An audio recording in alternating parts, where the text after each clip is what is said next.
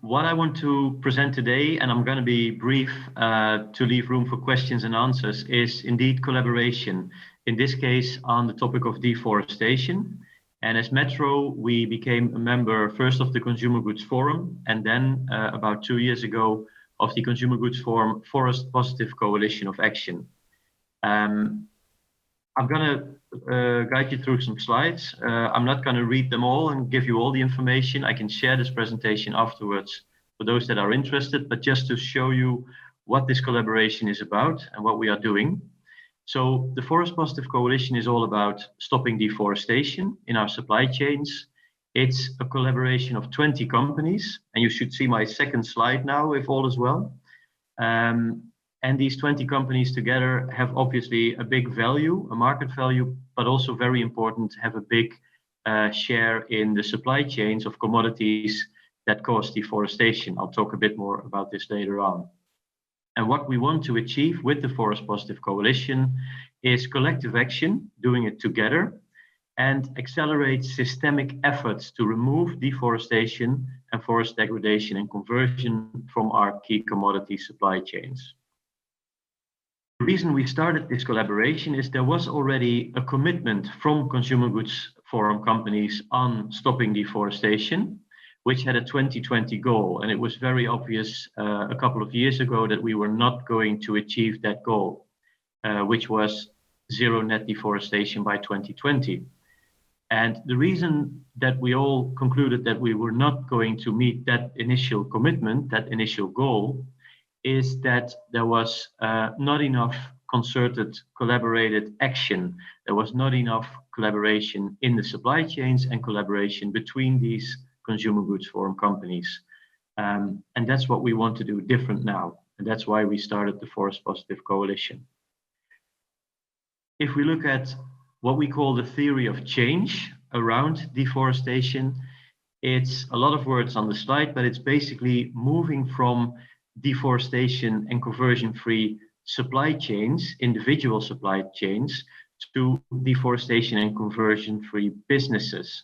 So it's not only looking at your own supply chain, it's not only looking at your own direct suppliers, it's looking at the whole supply chain, and then also making sure that not only the commodities that an individual company like Metro would buy are deforestation-free, but making sure that the supplier actually is completely deforestation-free.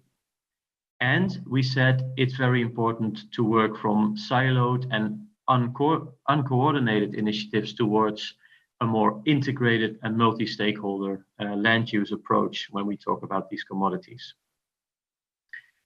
The members, as said, some 20 companies, basically from all over the globe, but we're focused in the US and Europe, and we're mainly retailers. In Metro's case, we're a wholesaler, and then also manufacturers.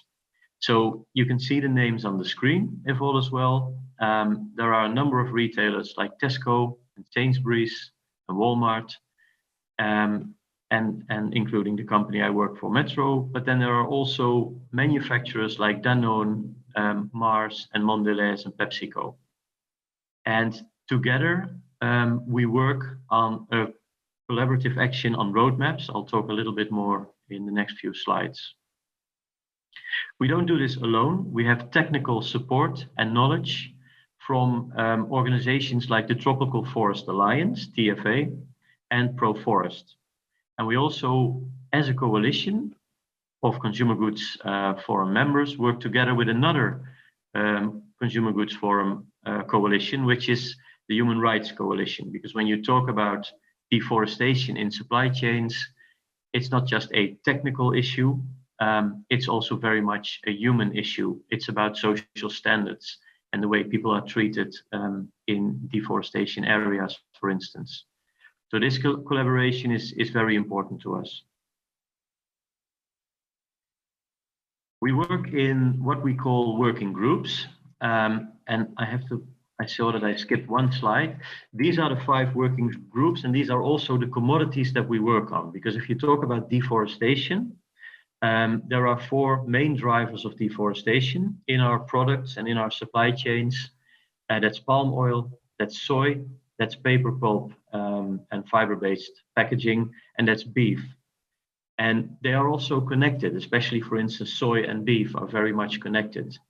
So for all of these four commodities, we have a working group. These working groups work together, obviously, and they all produced a roadmap last year, which is a tangible action plan with actions and also reporting on the progress of these actions. And then there is a fifth working group, which is the communications and engagement working group, which on the one hand communicates what we do as a coalition, because it's important, we feel, to stay in touch with other organizations that work on the topic of deforestation. But this group is also very much working on engagement, for instance, with local farmer groups, with local and national governments in the countries where we operate. So 4 commodities working groups and 1 overarching communications and engagement working group, all working towards the same goal, again, is working towards zero deforestation in our supply chains. And the reason that we work specifically on these commodities, which are then overarched in this overall coalition, is that we want to transform the way we do business as retailers and manufacturers. We want to transform the way we work with our suppliers, with traders, with governments and farmers. And we believe that if we focus on these 4 main commodities and the interaction between them, we can have the most meaningful impact. And again, this engagement is collectively. No company can do this alone. And it's also in collaboration with NGOs that focus on these topics.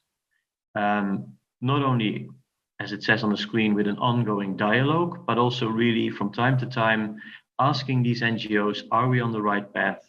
What can we improve? What can we do different and better? So the actions in the roadmaps focus on a number of topics. Very important is engagement with suppliers and traders, because if we want to change, we have to change the whole supply chain. And this starts with, for instance, with Metro, with our tier 1 suppliers. We work on what we call key production landscapes. So where can we as a coalition work and invest in making sure that there's on the ground changes in, for instance, Brazil, when it comes to soy? How can we engage governments and other stakeholders to create this enabling environment for forest conservation? It's not just about certification, it's not just about landscape initiatives, it is about the whole package of making those changes on the ground. And that means talking with governments, talking with farmer organizations and collaborating with them. And lastly, in the roadmaps, what we do, we ensure that there is transparency, that there is accountability, and that we can report regularly on the actions that we do. So supplier engagement, transparency and accountability, collaboration in landscape, production landscapes, and engaging stakeholders and governments. The roadmaps were created last year, end of last year, and are on the website for all to see. So I can share a link later on as well. Again, so these 5 elements all focus on what I just described. So the supply chain, landscape initiatives, etc. And for each of the commodities, there's a specific roadmap, but they all follow the same structure and they all follow the same actions, because in the end, it doesn't really matter if you work on soy or palm. The actions that you do to improve and make those supply chains more sustainable and deforestation free are roughly the same for all of these commodities. So if I focus a little bit on each of them, what we did on supplier and trader engagement is, for instance, each of the member companies already have roadmaps, action plans or policies. So Metro, for instance, we have policies on palm and soy and paper and wood and meat.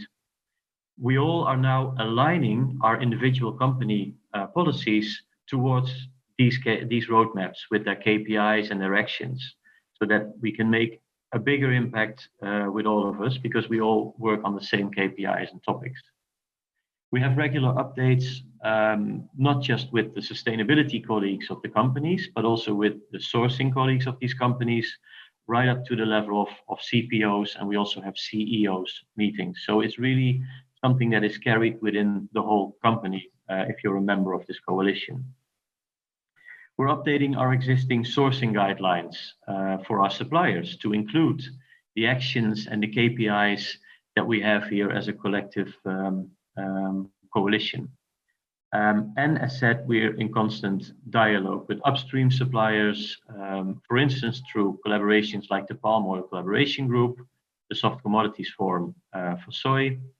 And in the case of the beef working group, we're actually benchmarking best practices in the Brazilian beef sector. How can we learn from the sector, and how can we learn the sector? How can we educate? This all concluded into what we call the Forest Positive Ask, which is a set of expectations, which again are aligned with our action plan, our roadmap, and that we are now beginning to share with our suppliers and traders.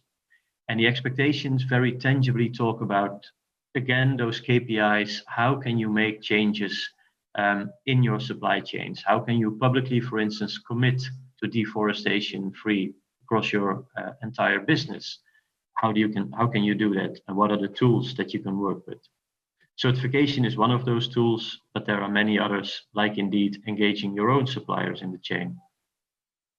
And very important, obviously, no ask that we have should be posed without us ourselves also working on this.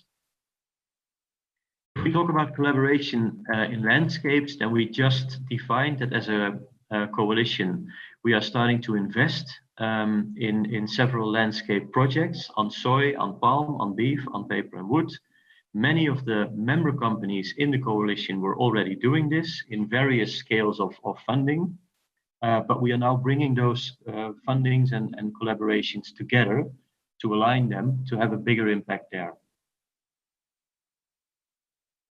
So it's on the one hand, if you talk about landscapes, for some of the companies like Metro ourselves, it's a learning phase, because so far we have not invested in landscape initiatives, but we are doing this starting right now. Other companies, as said, are further ahead, and this is also important to learn from each other, and also to see what works well and what doesn't work. Investment is being done in existing projects that are being run by organizations, NGOs that have been on the ground for a long time. Rainforest Alliance, for instance, or Conservation International. So we're not reinventing the wheel. We are just reinforcing what's already there and putting our strengths and budgets together in this sense. To work on landscapes, we have 10 principles. I'm not going to read them out, but you can also find them on the Consumer Goods Forum website. But these principles are very important. So to keep making sure that we all work on the same actions. If we talk about government and stakeholder engagement, then the work with the Tropical Forest Alliance is very important. They are a neutral source and organization who already have very good contacts, for instance, in Brazil with local governments and national governments. And by putting our strength together as 20 companies, we have an important say there, and we can engage with governments and other stakeholders. And on transparency and accountability, very important. We just 1.5 weeks ago released our first coalition report, which is also on the website of the Forest Positive Coalition, on the Consumer Goods Forum website. And there we, as individual member companies, have started to report on the various KPIs that we have in this roadmap. Some companies already report on data, others report on narrative or on combinations. So this is still a very hybrid form of reporting, but we're very proud that we have this first start of each member company talks about what they do in the supply chains when it comes to soy, palm, beef, and paper and wood. And we believe that the only way to be successful and make real changes is to hold ourselves accountable, to report on this and be transparent about what we have achieved and what we have not achieved yet. This is how this transparency and accountability, this reporting table looks like as part of our first annual report, which was published last year. So you can see sort of that each of the companies reports in various ways. So either data, qualitative, or text narrative, or a combination of both. And I think the most important message is we can't do this alone. That's why we're in a collaboration. That's why we're in a coalition. All stakeholders have a role to play. We fully acknowledge and know this. So we as retailers and manufacturers, but also the whole supply chain. And that's why we really work together with this number of organizations throughout all of the supply chains. This is basically the story that I have in a nutshell. I think we have some 10 minutes left. So